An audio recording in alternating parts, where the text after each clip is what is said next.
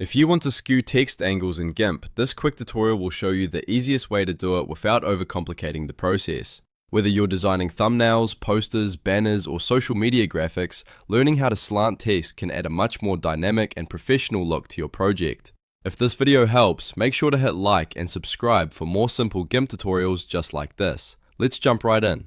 First, open your project in GIMP and make sure your text is already added to the canvas. On the right side, look for the Layers dialog and click directly on the text layer you want to skew. This is important because GIMP can only transform the layer you select, so make sure the correct text layer is highlighted before you continue.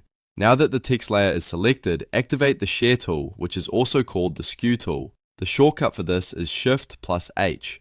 Once you press that, your cursor will change and GIMP will be ready to shear the selected layer.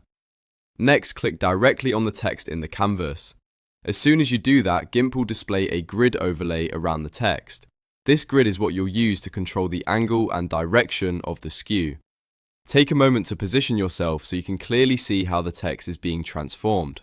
To skew the text, drag the grid horizontally or vertically depending on the effect you want. If you drag sideways, the text will slant left or right.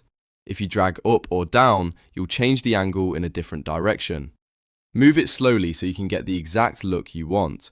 This is especially useful if you want a subtle italic style effect or a more dramatic angled design for emphasis. Once the text looks the way you want, you need to apply the change. You can do that by pressing Enter on your keyboard or by clicking Shear in the pop-up dialog box if it appears. This confirms the transformation and locks in the new angle for your text layer. And that's really all there is to it.